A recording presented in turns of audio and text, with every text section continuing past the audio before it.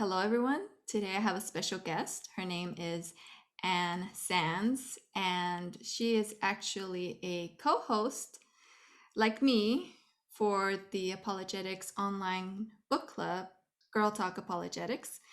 And it's been really educational and fun to hear her story, her unique perspective. She is a Christian today, but she actually has a background where she was an atheist. And in this video, you are going to hear her story, and we're going to ask questions to try to gain some insight about how we can engage with non believers and hopefully also maybe atheists out there can relate to her story and maybe she will provide some helpful information for you as well. So thank you so much, Anne, for being with us today. My pleasure. So first, Anne, can you explain to us how you were even first introduced to atheism?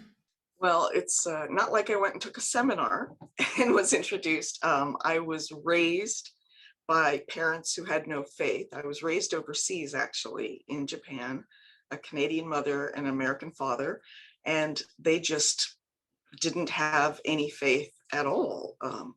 We I was sort of involved with international school in a very international community and people with different backgrounds, but everybody came from a secular perspective. It was a very unique slice of life. Everybody was quite educated, and faith of any kind, not just Christianity, but faith of any kind, religion in general, was considered something we don't need. Other people may need that as, to be comforted or whatever. But my parents put on a pedestal in terms of what they worshiped was achievement and education and things like that, and success, not anything otherworldly. So it was just from birth, I was, taught that there's no such thing as a God. And what was your parents' personal worldview? Well, their worldview was basically what I just said. There's no God, and you just make the best of it. You be nice people.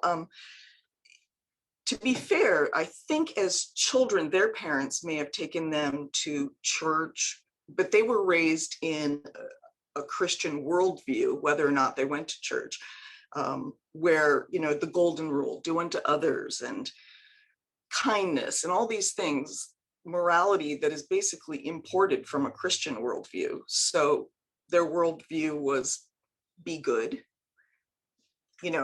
They didn't really talk about philosophically where that came from, but, be good, do unto others, and that kind of thing. But as for myself, hearing there's no God and there's no there. When I was in high school, I took an ethics class, and we had to write our personal ethical position and write our own worldview. And basically, I, wrote that there is no God, there are no moral absolutes, everything is relative.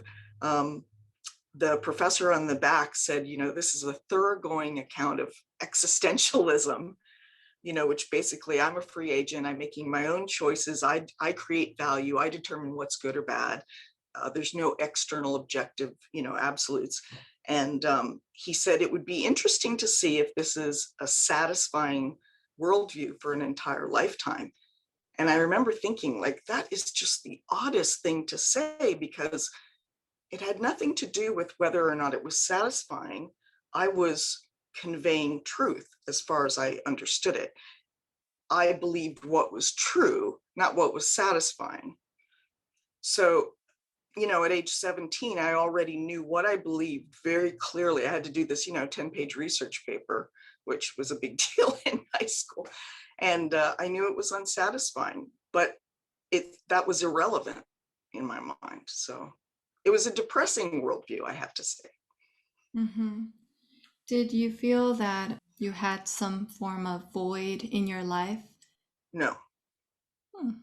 because to think that there's a void, you think, well, I need this, but there was no this to put there. There's no God. This is just what it is. I need to, the void would be, I need to get older. I need to make money. I need to get more education. I need to meet the right people. Whatever it is I need to do to make my life the best, because it's all about me and the material world around me. So I didn't feel a void in the sense that you mean like something else is missing. I had a sense that I needed to fulfill my potential. You needed to fill your own cup. Right. Were you ever exposed to the Christian worldview directly by anyone? Growing up, when I was 10 years old, we had a housekeeper for a short time who was a Christian, and she took me back to her village. Very rare. Christianity is quite rare in Japan. Very small percentage of Japanese are Christians, but she took me back to her village. And it turns out she took me to a Sunday meeting, and it was like outside under one of those, what do you call, pop-ups, outside with folding chairs. And she introduced me to this missionary couple. And I think that may be where she had heard of Jesus. And they gave me a Bible, but I vaguely remember this. The only reason I know is because later, if we get to that part, I'll tell you that, someone had given me a Bible. And I think throughout my life, I know I had a friend in high school who wrote me a letter on yellow lined paper, and it was all about God. And I remember thinking, I felt very uncomfortable receiving that letter. Like, I'm sure she did her best to reach out to me or something, but I didn't really take it seriously.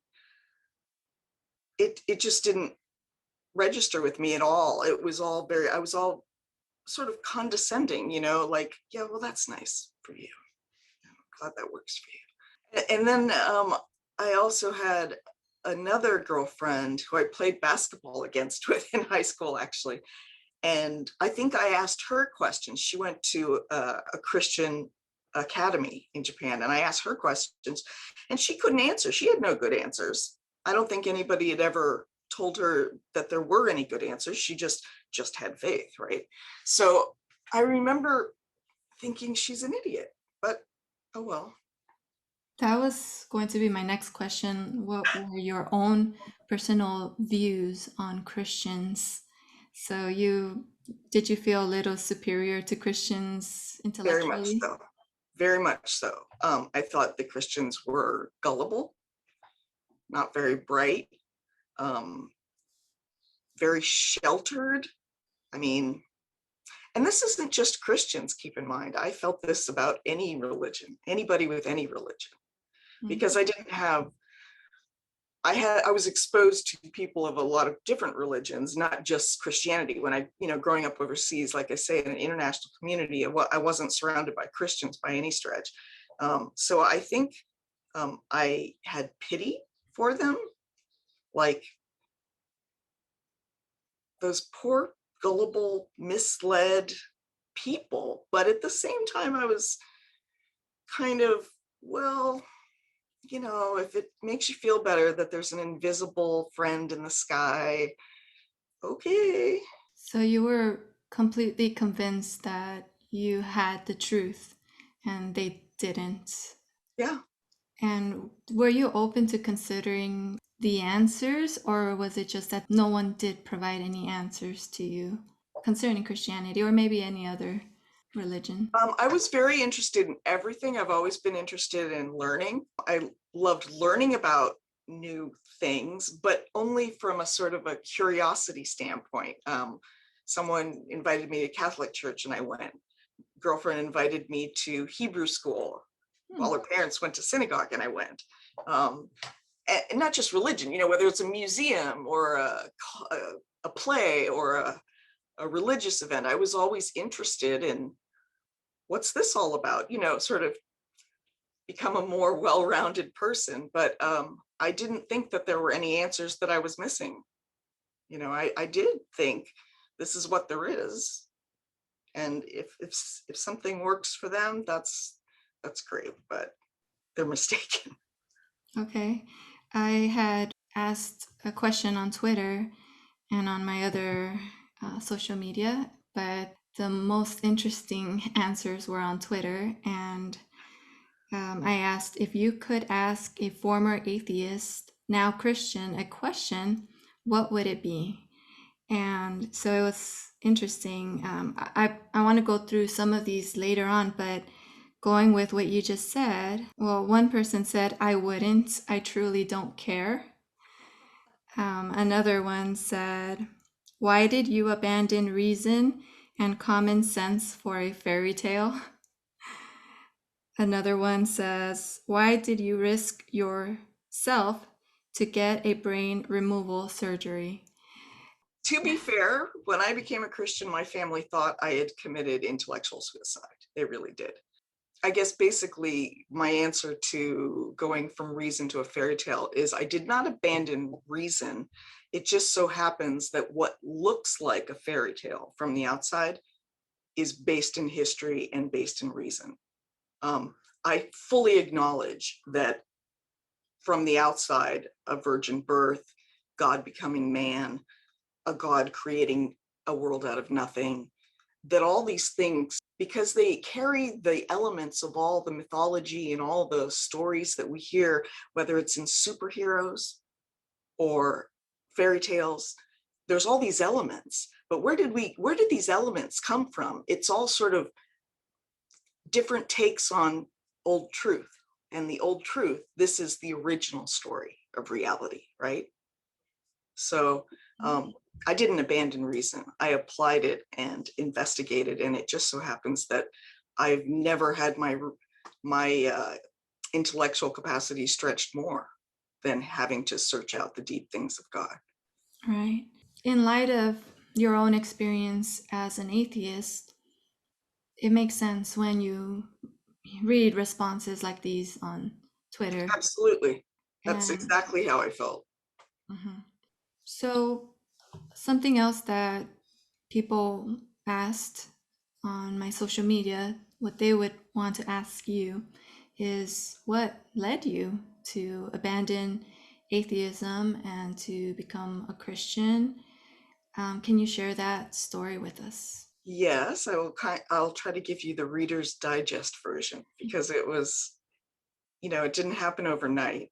Basically, I had gotten out of college and I was working full time, and my life consisted of working very hard and partying very hard. And I was big into going to the nightclubs with a girlfriend of mine, and we, would dance until last call and pass that and close the place down, and meet men and serial relationships or less than relationships. And so it was a lot of dancing and a lot of drinking, a lot of clubbing, a lot of meeting people.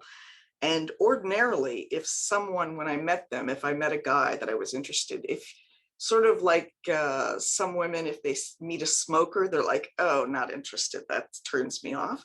If a guy said that he believed in God, I'm like, okay, gotta go. I don't care what you look like. I don't care how good a dancer you are.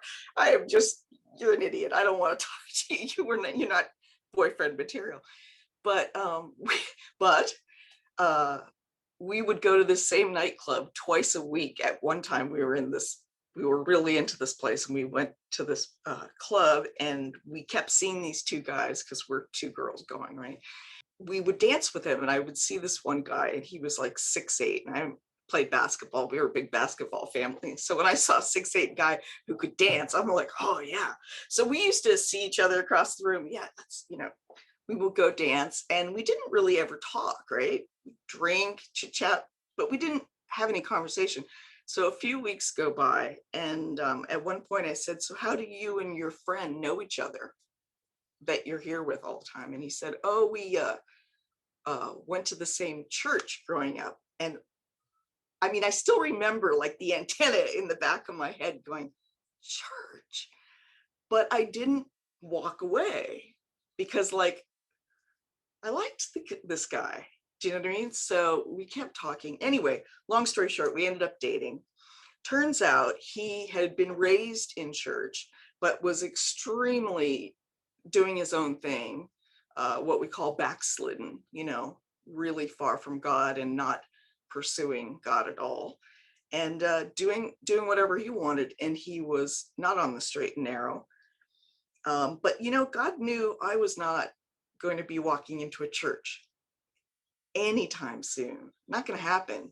The only way God was going to get me is if he came to me. So like, okay, let's send Stan. So weeks pass. Stan makes, snide remarks, comments to me. He's planting seeds, saying, oh, maybe we're dating so I can bring you closer to God. And I remember just whatever, just really, really brushing that off. And I was very defensive because I thought, if you could just shut up about the God stuff, this would be a good relationship. Little by little, whatever was doing, he was saying. And then I started talking to my roommate. Turns out he was a backslidden Christian. And then one day I'm watching TV on a Saturday, and a televangelist, I'm flicking the channels back in the day when you had to do it probably with your hand. And there's a televangelist, and usually I would just go straight past, but I listened. I thought, what's he saying? And then the verses are flashing on the screen. And I thought, what's that all about? And then in the back of my mind, I'm thinking, from a very sort of arrogant perspective, well, the Bible and Shakespeare, a well-read, educated person should know the basics about the Bible and Shakespeare. At least this is what I've been taught. And I thought, I don't know where that is. So I thought, I think my roommate has a Bible. I think I saw it on the shelf. So I tiptoe into his room to go look for the Bible. It's open by his bed, which blew my mind. Like, who reads it? I'm thinking it's on a shelf, like a reference material, maybe, but that was just so weird to me. It never occurred to me like someone would read it. And I picked it up and I tried. See, I'd never opened a Bible. So whatever, say John 3:16 was on the screen, I had to go to the index and find John, Genesis, Deuteronomy, I'm looking for John, finally get to John. Then what's 3:16? I didn't know how to look up verses. I didn't know chapters and verse. By the time I got there, of course, there was no DVRs. There's no pause back then. It was on to the next and the next and the next. I couldn't keep up.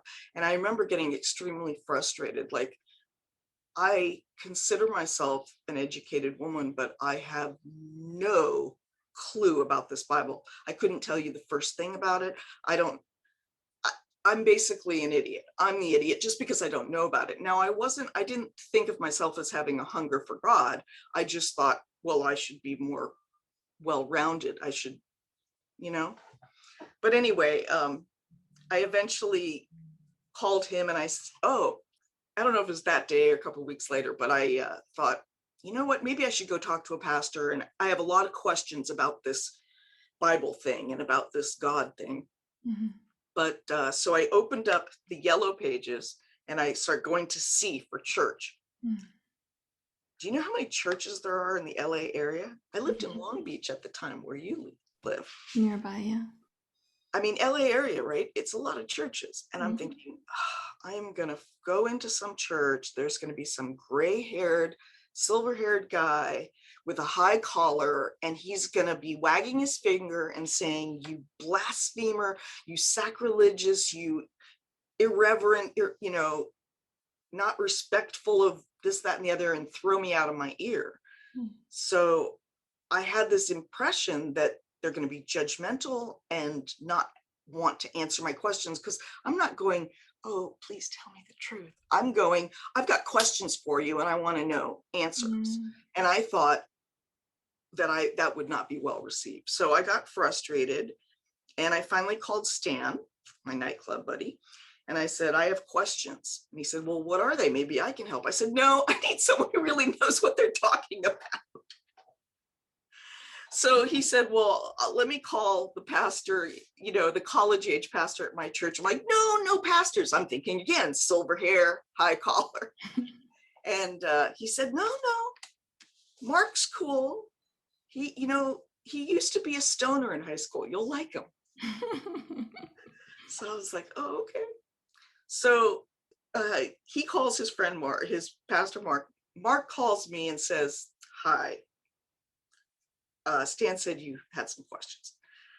And I said, yes, I've got, I want to get the straight scoop. I remember that's the phrase I used. I want to get the straight scoop on this Christianity thing. I have questions and I don't understand. I just want to, answer my questions and move on with my life, kind of thing. Mm-hmm. And he said, well, tomorrow's Sunday. Why don't you come down to the church and come to my office and we can chat? And I said, no, I have questions now. I like,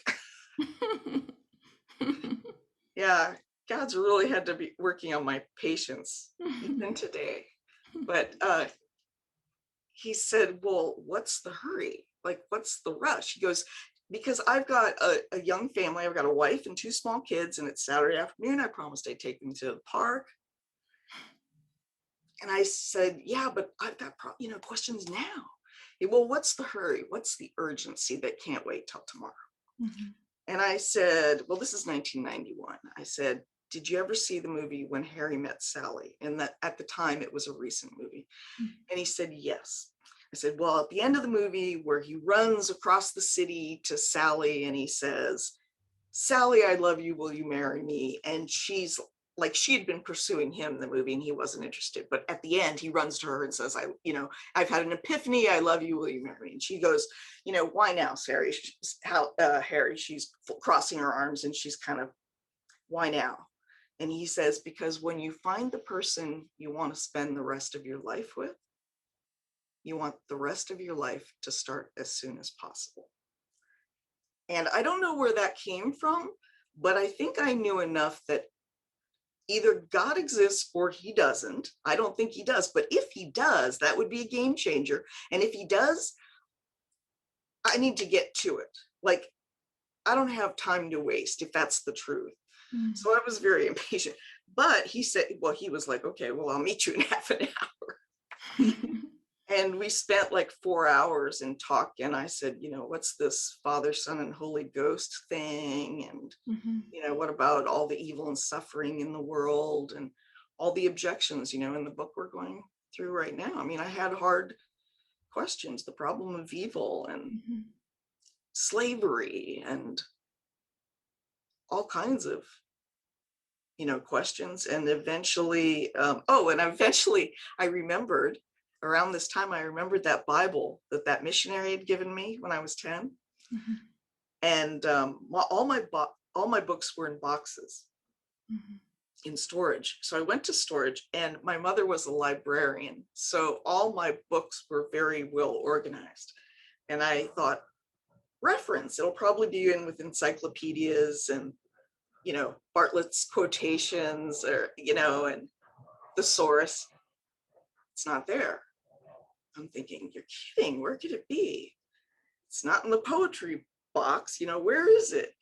So I found it in the fiction box, sandwiched between Catcher in the Rye and Aesop's Fables.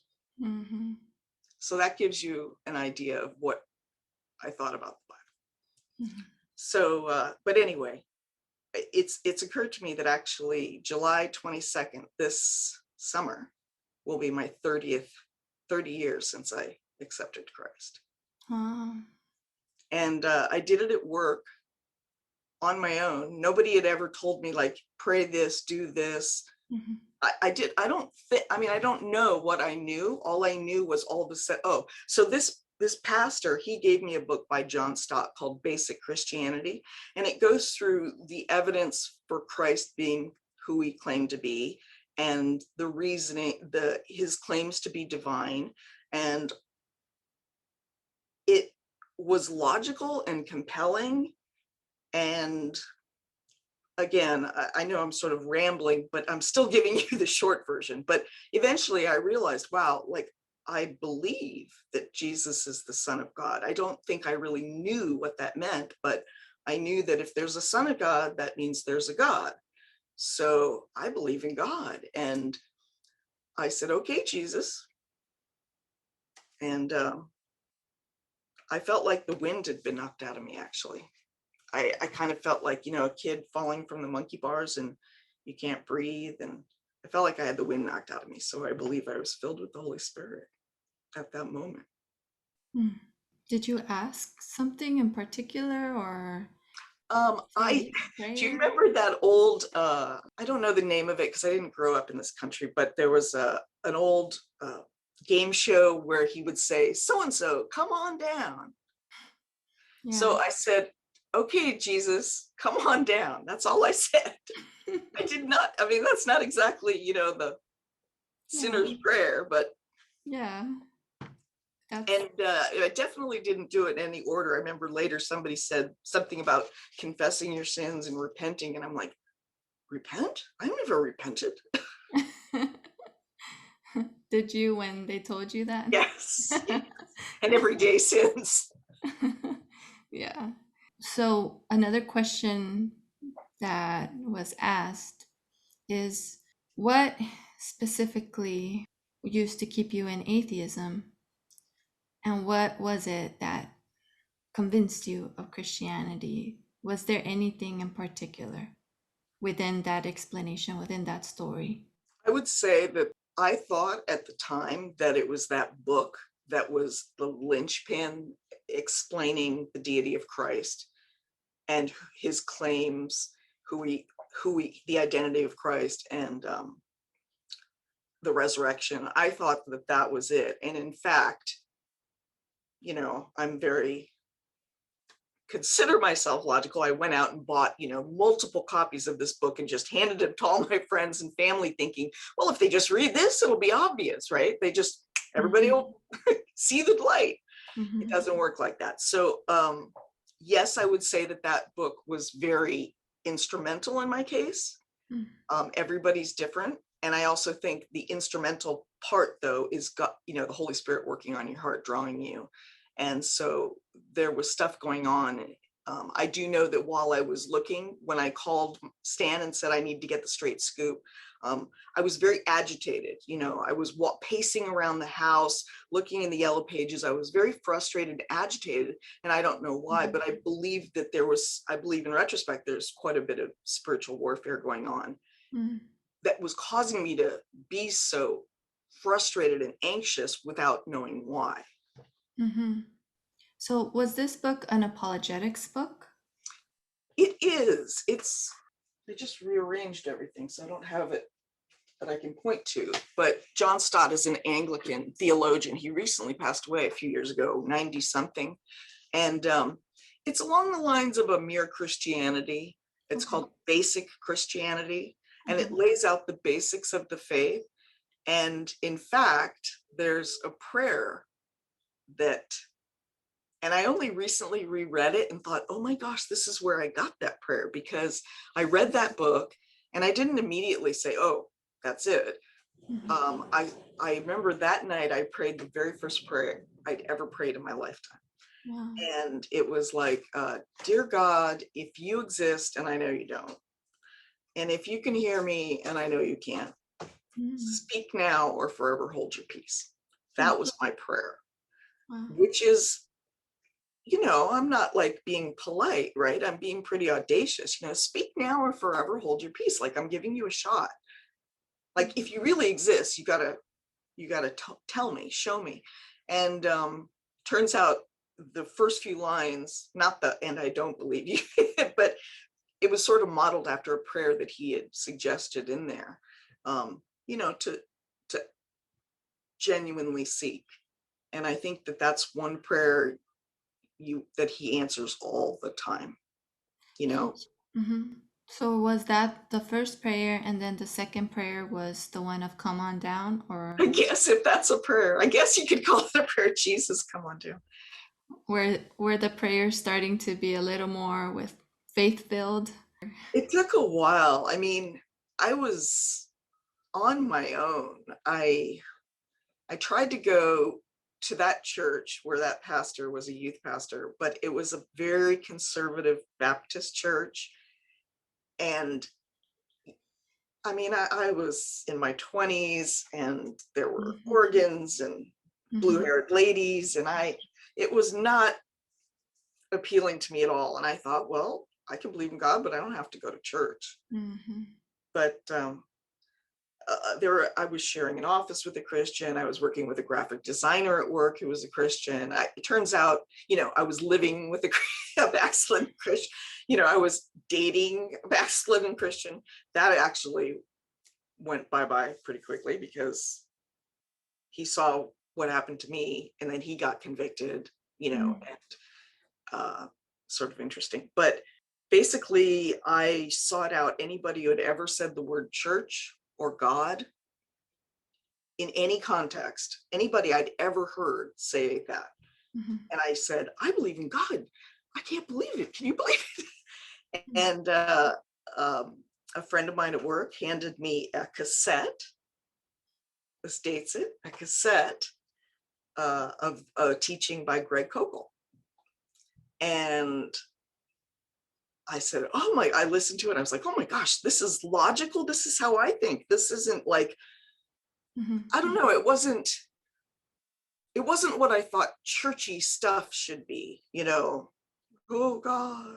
It was logic, reason, God exists. That's just the facts, And so he invited me down to the church. The time Greg was an associate pastor at Hope Chapel in Hermosa Beach.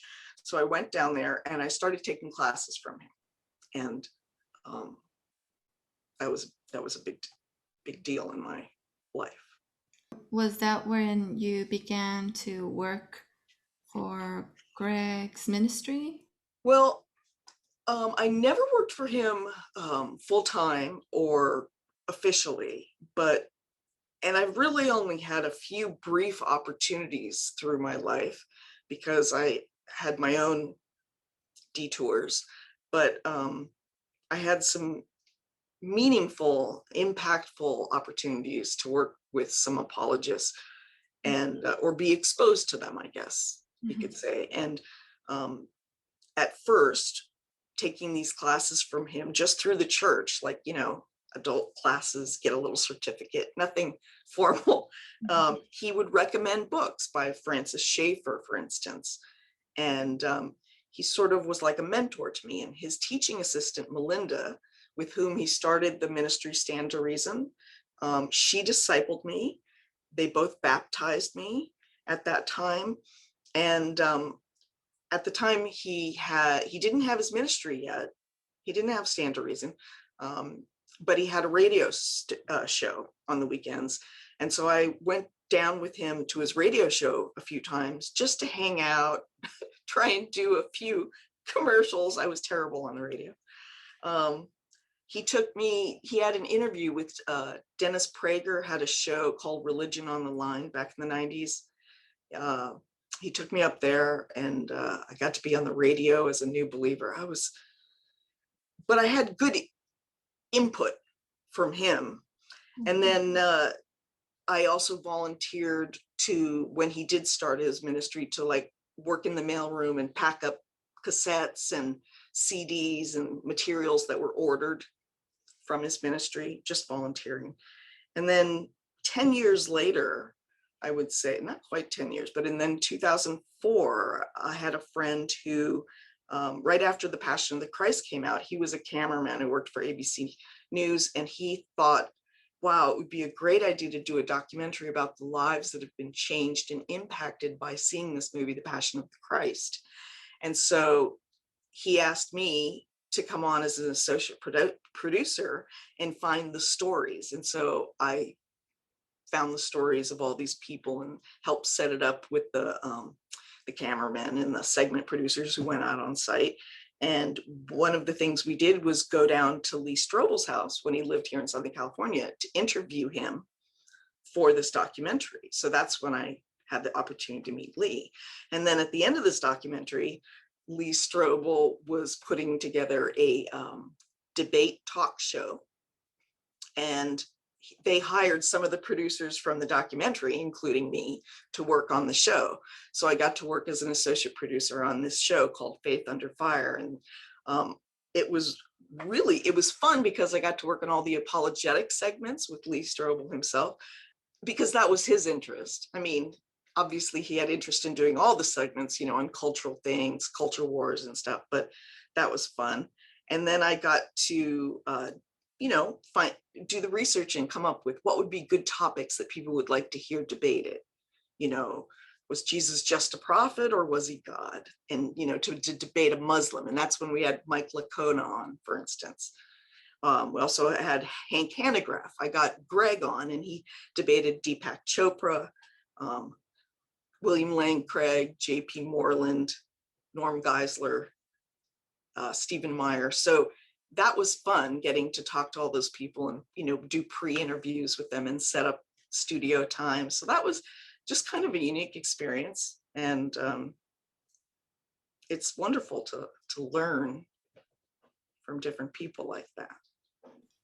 So you kind of go way back, right? Like a few years ago with some of these apologists. Well, they Even if it probably, wasn't Christian. they don't know me. I mean, that was it made a big impact on me, but to work for a season on a television show, that's Mhm. near, 2004, that's a lot of years ago now, nearly Mhm. 20 years ago. And I was one of many, many people, and I doubt that they would remember me, but it was fun. I think the one thing that I've realized, though, is that as intelligent and wonderful and impressive as all these people are, we have to remember that they're only human. Mhm. Like, we've seen moral failings in the church and apologetics specifically lately. We have to remember that, that's a hard job. God's given them gifts, but they're still fallible human people, and we need to pray for those people. Can you explain how your life was impacted once you became a Christian? It was night and day. It was like a 180. The way I dressed, I used to dress very provocatively. I was involved in, I was promiscuous. I drank a lot. I went out to nightclubs. And so I had a great deal, because you all of a sudden believe in God and that this changes everything. I didn't know what it changed. I just knew it changed everything. So I was trying to feel my way, and I kind of went overboard. I was like wearing things, high necked. I didn't know what needed to change, but I felt very strongly convicted that things needed to change. And I went to the gym. Turned out the guy who ran the gym was a Christian. I said, is it okay to come work out in skimpy clothes in front of a mirror? And I was working out like 6 days a week in the gym. I was very much into my appearance, and and he shared biblical wisdom. Physical training is definitely of some benefit, but of more benefit is spiritual things, right? Godliness, disciplining yourself for godliness. So I got wise input. I was very fortunate to both seek out wise input and be surrounded by people who could give me wise input. But it was definitely a 180. And like I said, my best girlfriend who I went clubbing with, she really thought that I had started taking drugs or had been brainwashed, grabbed into a cult. I invited my parents to my baptism, and they later told me they thought everybody there was on drugs. That was the summertime that I became a believer. By November, Thanksgiving, I remember my brother Colin saying, "You don't still believe in God, do you?" Like, he was hoping it was sort of a passing phase, because they couldn't relate to me anymore. It just seemed so strange. They really thought I had committed intellectual suicide. Like, what did you do? Just, empty it out, and then now you're just blindly following. It seemed ludicrous to them, because my priorities were different. The biggest priority difference was, at the time that I became a Christian, I had been accepted to Georgetown on the East Coast to get my MBA. And when that happened, I called them up. Let's see, I'd been accepted in May. So July, I'm getting ready to go. It actually turned out that the financial aid was not working out very well. So I wasn't sure how I was going to make it happen. But I called them up and said, I'm not coming. Like, after all the preparation, taking the GMAT, applying to a school, flying out for interview to Washington, D.C., I'm just throwing it away. My parents lost their minds over that. Oh, yeah, poor things. But I knew that the most important thing in the world now was God. And I was very much interested in pursuing education in that area. And I didn't know what that meant. But I wanted to go to seminary immediately. And so I didn't, once I knew what seminary was, I knew I wanted to go to graduate school to learn about God. But unfortunately, so I took at that time, I took about 3 classes at Asbury Theological Seminary in Kentucky, where I was living at the time, and started. But I learned this the hard way, and we're not going into that in this, but I learned the hard way that you can learn everything there is to know about God and not know God at all. So I learned a lot of theology, I learned a lot of apologetics, but I didn't have any connection. Like, I missed Jesus. Do you know what I mean? Information is not a relationship, and I kind of lost the plot. So don't do that. And then how would you say that you came back to where you are now? Very briefly, what happened is I met the first guy who I thought was a Christian at church, very, very bright man, whirlwind romance, and got married, and turned out he wasn't a Christian, and it was in a very abusive situation. So fortunately I got out of that. But after that, I was very angry with God. I was very depressed. I was suicidal. And I was like, God, I don't have time for you right now. I can't do this. I don't want to think about you. I don't think anybody I didn't know well enough that it's kind of like the health and wealth gospel, right? They teach you become Christian, everything's going to go great with your life. I think I thought, like, God's got my back now, it should all be good, but it wasn't quite like that. And I was disillusioned and unhappy. And so I went back to my old ways, searching for comfort in drugs, alcohol, sex. And those things are comforting for about 5 minutes. And then afterwards you feel worse. So anyway, I ran from God, but I actually attempted suicide, and I got to the lowest point of low. And I think I finally was like, I have to do the only thing. I have to go back to the only place that there is to go back to, because my way didn't work. And, like in can't remember which gospel, but Jesus says something that's a very hard teaching, and a bunch of disciples decide to leave. And Jesus says to the 12, so are you going to leave me too?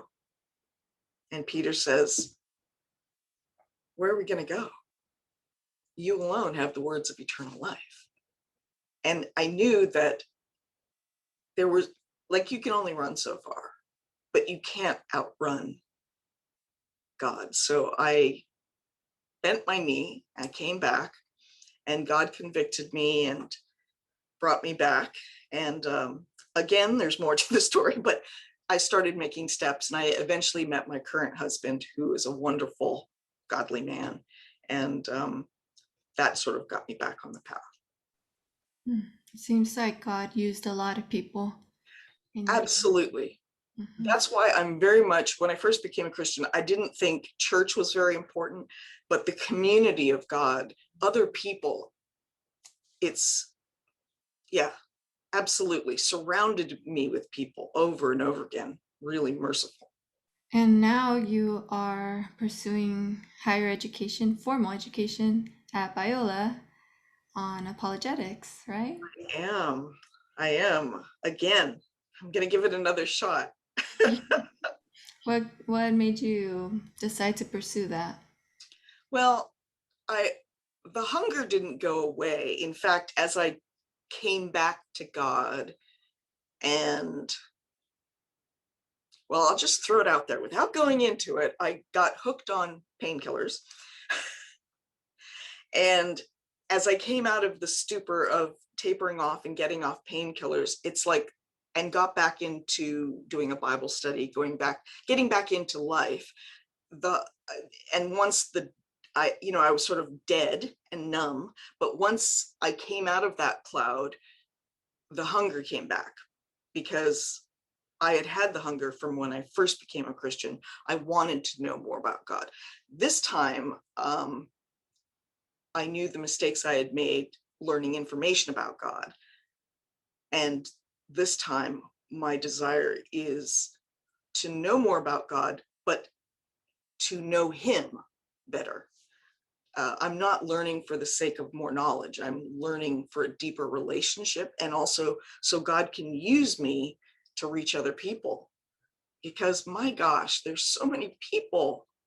We're all going through this life, and I have been there.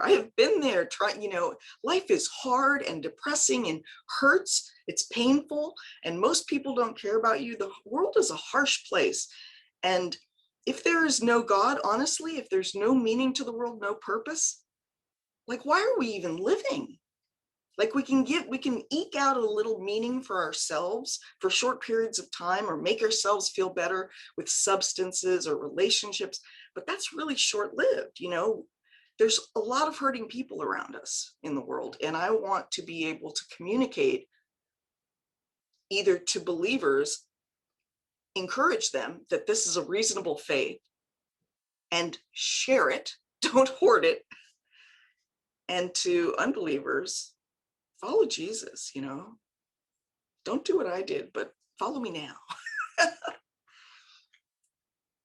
Don't go the long way around. Mm-hmm. I was going to ask you what advice you would give to Christians on how to engage with atheists. Well, I would say, whether it's an atheist or anybody, really, Mm-hmm. keep in mind that when Jesus was asked, what's the most important commandment, he said to love God with all your heart, soul, mind, and strength, and love your neighbor as yourself. So I think we start with that. We start with loving God, seeking His face, and then we love our neighbor. Now, who's our neighbor? It's everybody else. But we have to remember to not treat people like projects. People are complicated people. And have you ever had someone who's wanted to befriend you just to get you involved in multi-level marketing, just to sell you something, or just to get you in on something? You feel manipulated. So if you try and befriend someone because you want to get them to Jesus, you want to save their soul, it's very manipulative, and nobody wants to feel like they're being used. Do you care about me personally, or are you trying to earn points with God? You know what I'm saying? Like, if you want to engage with people so they can really know Christ, you have to really love your neighbor and form genuine friendships with them. And I think that's whether or not they come to Christ. I mean, God willing, that happens. But do you love them whether or not they come? Right? And along the lines of love, I would say we need to be like Jesus, and not just love people who are in our own tribe. I think Christians can be really sometimes loving to each other, but anybody else who's on the outside, they're judgmental and backbitey, and sometimes just downright hateful. And that pains me. And you know what?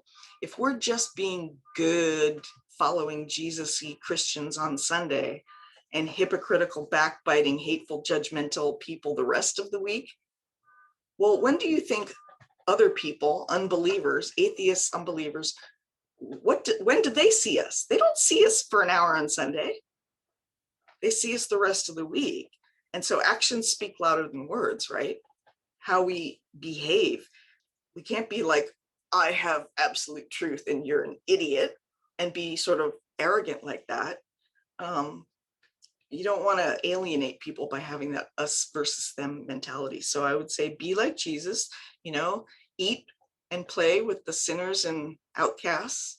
Yeah, I don't have kids, so it's easy for me to say this, but like if you get invited to a party, and I mean, obviously age dependent, maybe an adult, say as an adult, you get invited to a party and it's by people who don't believe what you do and you don't have anything in common, and there's a lot of drinking and they use foul language.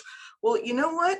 If Stan hadn't come to the nightclub, like I wouldn't have found God. Maybe God's sending you to that party so you can spread a little sunshine. Do you know what I mean? I'm not saying everyone's different. You have to sort of go with how you're led by God that way. So I'm not telling anybody what to do. I'm just saying, and we've talked about this recently, like listening, ask questions, don't lead with your own agenda. Like you don't want to be pushy. Hi, I've got something to sell you. I went and took a tour of in Salt Lake City of Mormon temple grounds and whatnot, and they lead you on this tour. They're all very nice and loving, but by the end, it's like they're trying to close the deal. Do you know what I mean? Mm-hmm. Sign on the dotted line. Do you believe the Book of Mormon? They're really trying to close the deal, and it was very pushy. Mm-hmm. And it's also, everybody will have different objections. Everybody will have different life experiences. And we've got to ask questions, because nobody ever asked me, the Christian girl who had written me that letter, and people, nobody had ever asked me what I believe and what are my thoughts, what are my needs, right? They're just trying to push Christianity onto you. So, and the other thing I would say that I was really, really, really rubbed me the wrong way when I first became a believer was the use of Christianese, like saved and washed in the blood and blessed and fellowship and all these terminology that the world looks at you like you're nuts. Like this is like cult language. I mean, this is normal language for us in the church, but it means something to us. And if you don't have the definitions, fellowship, like what are you talking? Lord of the Rings? Is there a handshake? Is there washed in the blood? Like bloodbath? What are we talking about here? You just want to use normal words, because otherwise it sounds freaky. So when you were an atheist, if someone were to have had, bring up the topic, were there certain times in your life that were different than others? For example, you were closed in certain times of your life and that conversation would have gone nowhere, or maybe you would have insulted the person, or... So many times. I insulted Stan, and I was at the time of being ready. I brushed him off a lot. But you know what? I know Greg uses the word gardening. When you're talking to people, you don't know what part you play. You may never see it till heaven. Like you don't know, maybe you're the person who plants a seed, maybe you're the person who waters, maybe you're the person who's preparing the soil beforehand. Maybe you're the person who, as they go through their life, like, wow, there was that nice, kind, genuine person. So they're not all hypocrites. Do you know, maybe because all those things work together, and it's God who does the drawing, but using all these things. And so you're just faithful to do your part. And as long as we know it's not down to us, right? It's not us who saves someone. It's not us who converts someone. So yeah, there were times in my life where I was very resistant, but people shouldn't be like, oh, well, forget her. Because now looking back, I remember all those people. Oh, interestingly, years later, after I became a Christian, I pre-internet, I'm not sure how I did this, searched out and found the son of that internet missionary couple in Japan and told him I came to faith. And on the inside of that Bible that I found in my fiction box, it said, it was his Bible, this son that I found. It said, our son has gone off to college in America and he left this Bible here because it was a white cover, had a white leather cover. Maybe he thinks a white Bible is a girl.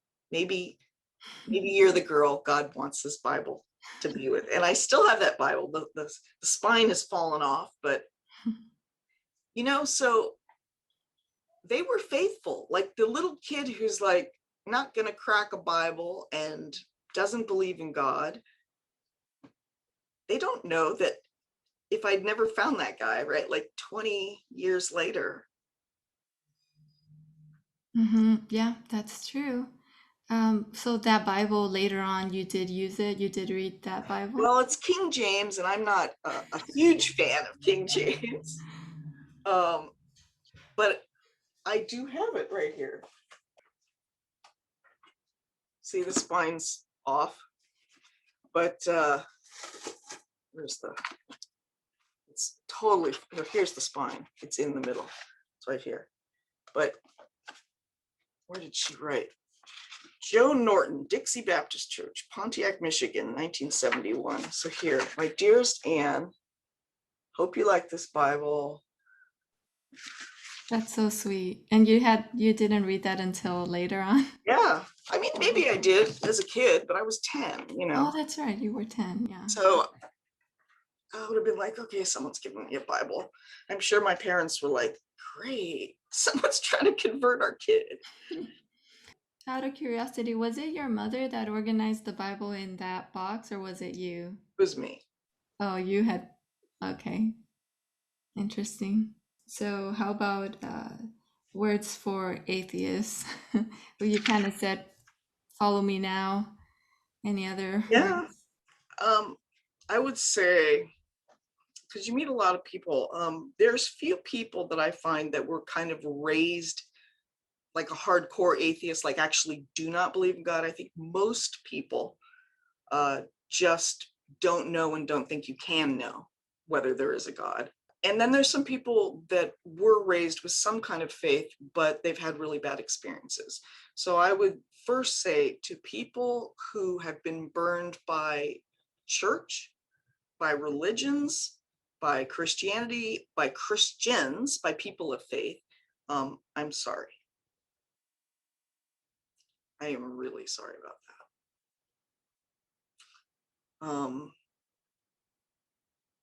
We're fallible human beings, you know, and I think the thing that Christianity says is that there is something beautiful about man, like we can aspire to things, but we are broken. We are desperately broken. And St. Augustine, Patty mentioned this the other day, St. Augustine, African theologian and philosopher, said, don't judge a philosophy by its abusers. So there will be hypocrites. It's unfortunate, but the only thing that's important is Jesus who he claimed to be? And is what he said true? His identity and his mission, his resurrection that proved it. He either is or he's not. If he is, that's a game changer. And it's worth investigating. If he is, it changes everything. If he's not, you don't have to worry about it. But I do challenge you, like the one thing that when I prayed, you know, if you exist, speak now or forever hold your peace, it was audacious, but it was sincere. And the Bible says in Jeremiah 29:13, you will seek me and you will find me when you seek me with all your heart. And I know few things I can say guarantee, because God's not a genie, but you pray that, you seek God and ask for him to reveal himself to you, and he will, if you really are interested in seeking. So be open-minded. Like maybe you can know, and if you can, wouldn't you like to know? But I'm not saying God exists right now. I'm just saying, as a thought experiment, suppose God does exist. If he does and he loves you and has a plan for you, wouldn't you like to know that? I mean, if he doesn't matter. But if he does, so it's worth investigating. I mean, life is short, eternity is long. So that's all I have to say about that. I love how gracious you are with people that you disagree with now because you have that past and you are sympathetic to people that might be going through a similar experience as you. And I feel that personally, as a Christian, I have learned a lot from listening to you and your prior experience. And I think it's actually very Christ-like advice that you have given us, that we should have a heart for people that need to hear more about the truth and haven't heard or haven't had their questions answered. Especially in this post-Christian world, I would say when I was growing up, because I was overseas in an international environment, my parents had no faith. When I came to the States, I think it was unusual because it was still a Christian. I'm older than I look on Zoom. but I think these days, you have young kids, millennials and whatnot, growing up, and they live in a post-Christian world. They don't go to church. Their parents maybe went to church as kids, but never talk about it. They don't get it in school. They don't get it in culture. So faith seems preposterous, right? Like, I didn't know, what is Father, Son, Holy Spirit, or Holy Ghost, as I said. What is that? I did not know. It wasn't like I was actively not believing something that I knew about. I didn't even know about it. So I think when we talk to people, we can't assume they even know what we're talking about. If you start with, accept Jesus, like, accept, why? Who is he? What does accepting him? What do you mean accept? You can't assume that you even have the same vocabulary. You're starting from scratch. Start with, God created the world, and guess what? This is a historical religion. 2,000 years ago, Jesus was a man, born, died on a cross, and if you were there 2,000 years ago, like got in a Doctor Who time machine, went there, and you went like this on the cross, you would get a splinter. Like, that's real. God is working in history, not just some pie in the sky fairy tale, but actual history, our life. So if anyone would like to learn more about you, Anne, would we direct them to girltalkapologetics.com? Definitely. They can maybe send you a email through that website, and you have a few blogs there that you have written. Couple, yeah. Or they can just, if you are a lady, you could sign up and join our book club, where you can hear more about Anne And Susan. she has to say, and Patty, our other co-host. That is also a great source that God has given us. I really enjoy how it turned out. I feel like it wasn't a coincidence. I think God brought us together for a reason, and I think we're all growing together, and hopefully we're all learning more about our faith, the good reasons for why Christianity is true, and learning ways to best share that truth to others. So thank you once again, Anne, for joining us today, and Very welcome. I'll see you later. Hey. Oh, how I see what you're doing for me. Why you do it for me?